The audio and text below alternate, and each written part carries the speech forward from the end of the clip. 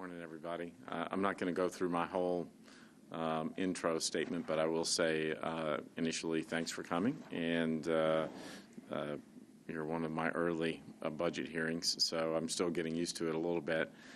As you are all aware, it's essentially a status quo budget this year that we're asking departments to present.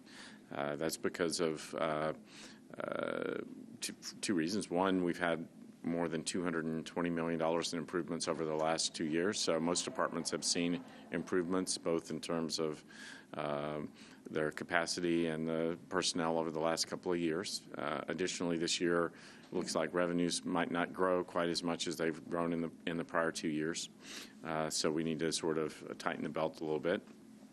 The upside to that is that we do have the lowest tax rate in the city's history, and people are able to keep more money in their pocket at the end of every month. So I'm sure I've seen what we should anticipate from y'all, and it seems like you're following instructions from the finance department pretty well.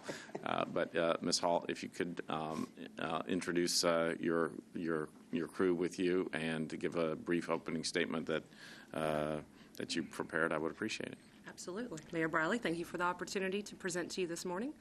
The Metro Human Resources Department serves as the central resource agency for all HR and benefit-related programs and policies for our 50-plus Metro departments of our consolidated government.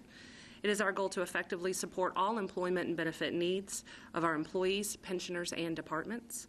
With me today are Ginger Hall, Assistant Director of Benefits, and Mike Taylor, Assistant Director of Workforce Management. If you'd like, I'm happy to review some of our accomplishments over 2017, if that's agreeable. Please. Great.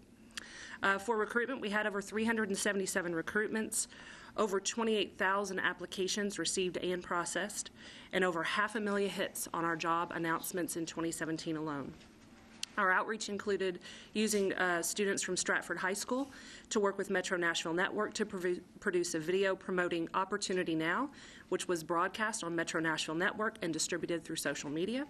We also attended a Gender Identity 101 class presented by the LGBTQ Chamber to make contacts and improve our outreach. In collaboration with the Mayor's Office, we also presented 3 fall education fairs for employees. Representatives from more than 20 Middle Tennessee post-secondary institutions participated, and more than 150 employees attended. Our spring fair is today. HR also launched and maintains an education page on HR's website related to those efforts. We participated in the Mayor's Opportunity Now Youth Employment Program. We've met with several students from Fisk University to discuss future employment opportunities with Metro. We've participated in 11 job fairs, including 4 Opportunity Now specific events, 2 targeting veterans, and 2 at Middle Tennessee State University. HR Outreach continues to grow our department's employee opportunities distribution list.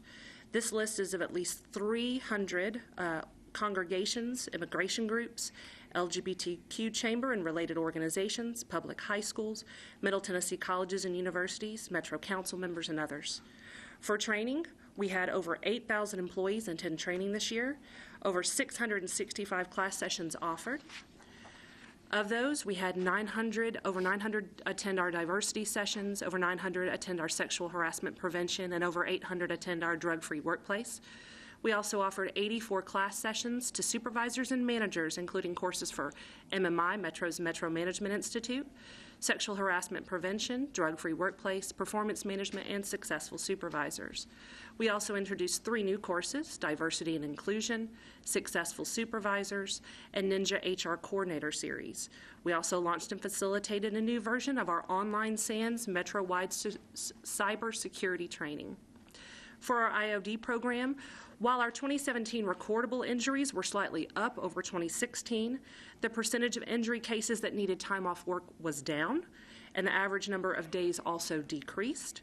The IOD clinic and HR worked closely with departments to find appropriate light-duty positions and meet the restrictions of injured employees, thus reducing time away from work. We also conducted an IOD clinic satisfaction survey, the score of which that measured the patient's likelihood of recommending the IOD clinic was over 96%, and the score measured for patient satisfaction level with their visit to the IOD clinic was over 97%. For our drug-free workplace program, we had over 3,500 drug results reported, and I'm happy to report that less than 1% of Metro's population was positive, which is well below the national average of 4.2%. For our Employee Relations Division, we had 9 non-EEO investigation and related reports, 15 EEO investigation and reports, and 10 audit position and related reports. For our Compensation Division, we developed and implemented a 3-year pay plan approved by the Civil Service Commission and Metro Council, which included 2%, 3%, and 3% cost of living increases, plus increments and merit-based increases for eligible employees affecting over 9,000. It also included new classification and grade adjustments for 225 employees, an increase in shift differential for employees working evening and night shifts, and revisions to the longevity pay. We also assist other cities and counties with 21 salary surveys, which help benefit us when we get those results. And so far, we have updated 24 job descriptions through the Civil Service Commission this fiscal year. For our HR and Payroll and Records Division, we verified and entered over 160,000 HR EBS transactions and reviewed 70,000 completed by departments in our current EBS system. We scanned and indexed over 28,000 personnel files. We processed many special payrolls, such as longevity and overtime adjustments, and processed pay plan and increments for approximately 9,000 employees.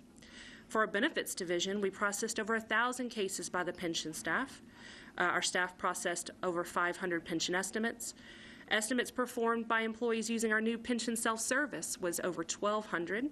We conducted 60 disability application meetings, 110 service retirement group meetings, over 700 one-on-one pension and survivor meetings, completed 66 connection of service, processed over 84,000 COLA calculations and changes, answered over 600 pension-related intake calls, conducted 12 retirement trainings, and processed over 435 death claims. And that was just our pension. That was just our pension division. For our benefit services, we answered over 14,000 phone calls, handled over 2,200 walk-ins. We conducted 50 new hire orientation classes, processed over 1,000 new hire insurance paperwork, entered almost 200,000 lines of data in EBS, scanned over 33,000 pages into HR's benefit image system. For annual enrollment, in addition to updating annual enrollment materials, including legislative changes, we developed and posted summary of benefit documents for Metro's medical plans to meet federal requirements, mailed over 42,000 annual enrollment packets and confirmation statements, received and processed over 1,800 annual enrollment forms, entered 22,000 lines of data during annual enrollment. We also enrolled over 836 participants in FSA, which is totaling $1.4 million, with approximately $100,000 plus savings to Metro in FICA savings. We also conducted six Ask and Enroll Day meetings throughout the county with over 500 people in attendance. For disability compliance, we mailed and processed 450 annual disability questionnaires, processed 91 dependent child letters, calculated 28 disability pensioners' outside allowable earnings request, and provided 21 pensioners with return-to-work assistance. For special projects, we implemented a new pension calculation system. We conducted training with staff on HIPAA and annual enrollment. We paid over 260 life insurance claims totaling more than $5 million. We conducted a group disability services for our short-term and long-term RFP and flexible spending arrangement RFP as well. We filed for the retiree drug subsidy, collecting over $600,000 on Metro's behalf, and received $5.8 million in EGWIP prescription subsidies through the Blue Cross Blue Shield PPO medical plan. We also processed over 340 Medicare eligible letters. For our boards and commissions, we supported over 30 benefit board-related meetings and 12 Civil Service Commission meetings. To close, some of our special projects include Metro HR partnering with the Mayor's Office to conduct Metro's first diversity and inclusion assessment to establish a baseline of strengths and opportunities with the goal of creating a diverse workforce and inclusive and equitable workplace. While we plan to continue with the Mayor's Office and departments on these efforts going forward, additional funding resources would allow for greater impact through a workforce diversity manager and additional training component on conscious inclusion and unconscious bias for both employees and management. Metro HR is continuing to provide heavy resources and support towards the long-term planning and implementation for a new enterprise-wide financial and HRIS solution being led by Finance and ITS. And our Veteran Services Office, located at Operation Stand Down, is now in its 4th year and serving hundreds of Davidson County veterans as well as Metro employees who are veterans. The success and demand of these services has been tremendous, and with the gracious help of the Metro Council last year, we added a second Veteran Services offer to meet the increased demand. So with that very lengthy overview, I'm happy to answer any questions that you have. You're going to shame every other department head. I've pared this down too, so we are small but mighty for an organization our size, but our employees are very committed to the work that we do, and we really thoroughly enjoy it. We love serving the employees and pensioners of our government. Okay, can I jump in? Mm-hmm. I would like for you, just because of the current year budget situation, and I just want to personally thank you for everything that you and your department has done in terms of managing that hiring freeze exception process. I think that you guys have just been a great partner in that, and I think that the departments have appreciated our flexibility to make sure that key positions are being filled.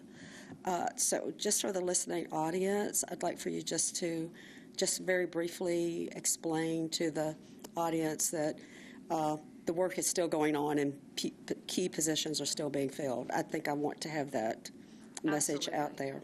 Absolutely. And I think I want to really echo the partnership. You know, obviously, most of the group doesn't know. Talia and I and our wonderful team spent a lot of time kind of poring over this in the 48 hours, first 48 business hours after the hiring freeze was announced.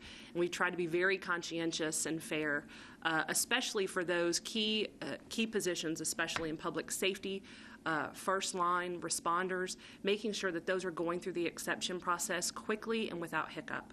On our other positions, we've really helped to share a message to departments that making a proactive business case to our finance and budget division can sometimes be very helpful.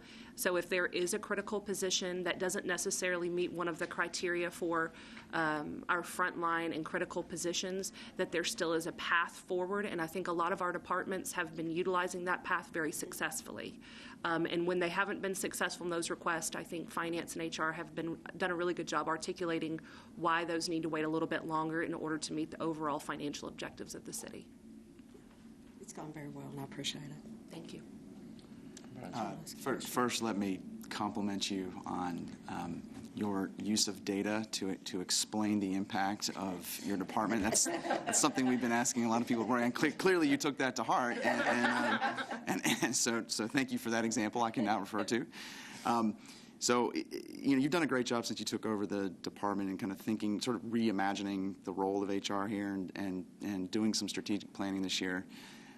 Obviously, you know, when you come out of the strategic planning process and you're facing a status quo budget situation, when you might be, you know, looking to implement some new policies or programs, you know, that can be a challenging dynamic.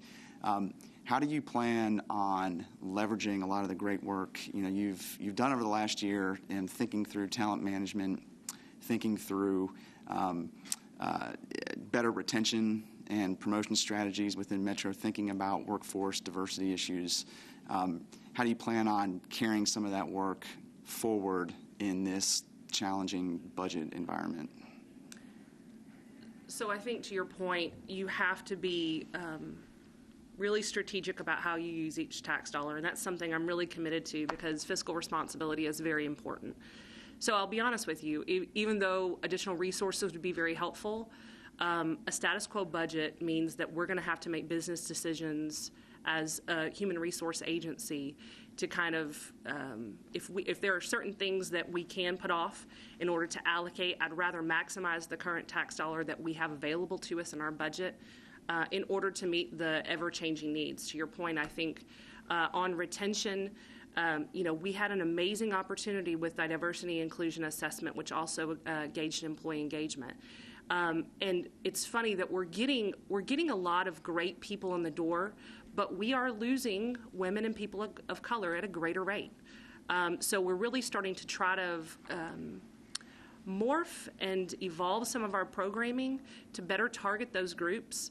We're also looking for ways that we can better engage employees that have more than 5 years of service, because we see some of their employee engagement dropping a bit. So part of that is really changing part of our messaging and our programming, and I'm trying to do so in a way that doesn't necessarily have a massive impact on other divisions, but trying to get divisions to work together. I think one of the greatest additions we had was a new manager that has a lot of energy and vision over recruitment and training, because they really do go hand in hand, and trying to break down the silos that sometimes can create because everybody has more than they can say grace over. So really helping to kind of bridge beyond our divisions to work together to find more collaborative strategies. Thanks. I have one more question, and this is just so that the mayor's clear on this. The information in front of him only shows the GSD portion of your budget, which is the $5.4 million. You receive a significant budget support through Benefit Board for staff because of the folks that work on, particularly for pensions and benefits. I think I know what that number is off the top of my head, but I don't want to say it. Would you just brief him about what type of support's provided? I mean, they are funding a significant number of your positions in your department. Yes, I'm happy to take a stab at it, and Ginger, if you'd like to jump Yeah. in, please feel free. In addition to, I mean, our benefit staff is half of the HR department. And the Benefit Board very graciously and with tremendous support funds, I would say probably 2/3 to 3/4 of that staff. And that is, north of $1 million a year. $1.5 million in salaries. Just in salaries alone. I think it's also worth saying that the Benefit Board, through use of their fund dollars, the pension fund has been historically and continues to be one of the most well-funded pension plans in the country. And with that strategic support, they have been able to help us provide significant report cleaning up data over the past decade from multiple different financial systems and put it into a new repository and calculation system, which they've also funded. It really helps us to be much more forward-thinking. It's streamlined a lot of our processes, and while we are continuing, our staff is working very, very hard continuing to kind of refine those components. It's been, that's another significant investment that the board has made in our ability to serve our employees and pensioners long-term. That budget will be presented to the Benefit Board First tomorrow. First tomorrow in terms of their first look at next year's requirement. It's pretty much status quo as well. Yeah. Thank you for that. I appreciate all the information and details. I guess the only thing I would want to make sure you understand is that on the diversity aspect, the inclusion aspect, I'm strongly supportive of the efforts that have taken place to date. I don't think we can look at it as sort of a one-off, or we're going to deal with the problem and then move on to something else. It's something that has to be institutionalized in terms of how HR operates if we're going to make long-term progress in terms of diversity in all aspects of the workforce, not just entry level, not just lower paid, but also moving all the way up to the higher paid jobs in the city. So I remain committed to that, and if there's more I can do or that we need to do, I just hope you'll let me know. Absolutely. We completely agree with you. Thank you very much. Thank you. Thank you all.